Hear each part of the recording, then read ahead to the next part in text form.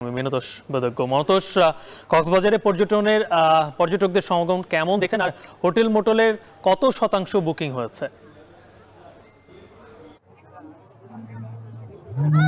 গালিব, সৈকত জুড়েই কিন্তু একটা উৎসব মুখর পরিবেশ বিরাজ করছে এবং আমরা দেখছি যে পুরো সৈকতের এখানে 3 কিলোমিটার এলাকা বলা যায় পুরো লোকারণ্য হয়ে আছে। আসলে আমরা আছি সুগন্ধা পয়েন্টে। এখানকার চিত্র যদি দেখাই, প্রচুর মানুষ এখানে নেমেছেন এবং শীতের যে আবহ, সেই আবহ আমরা দেখছি যে বেশ ঠান্ডা জল, কিন্তু আমরা দেখছি যে পর্যটকদের অনেকেই কিন্তু এখনো সমুদ্র স্নানে নেমেছেন এবং সমুদ্রের যে ঠান্ডা ভাব বা শীতলতা, সেটি কিন্তু তাদের যে উচ্ছ্বাস আনন্দ সেটি ম্লান করতে পারেনি। এবং সবখানেই যেহেতু পর্যটকের ব্যাপক একটি উপস্থিতি আমরা দেখছি, এখানকার যে ব্যবসা প্রতিষ্ঠানগুলো রয়েছে, হোটেল মোটেলে জোনের যে ব্যবসা প্রতিষ্ঠানগুলো এবং সৈকত কেন্দ্রিক যে ব্যবসা প্রতিষ্ঠানগুলো রয়েছে, সবখানেই কিন্তু মানুষের স্বতঃস্ফূর্ত উপস্থিতি আছে এবং তাদের যে উপস্থিতি, এটির কারণে তারা সেই প্রতিষ্ঠানগুলোতে বেচা কেনাও কিন্তু বেড়েছে। এখানে কক্সবাজার ভ্রমণে এলেই আমরা দেখি যে যখন কক্সবাজারের পর্যটকরা ভ্রমণে আসেন, তখন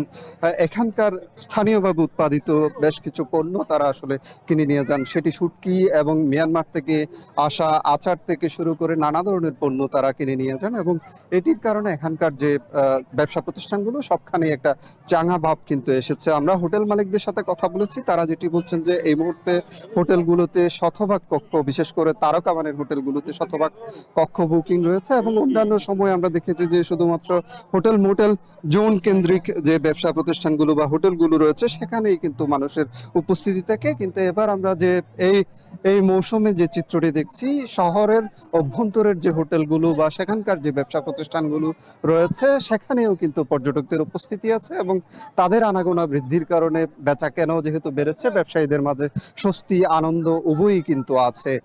গালিব, এই ছিল কক্সবাজার সৈকত থেকে আমার কাছে সব শেষ।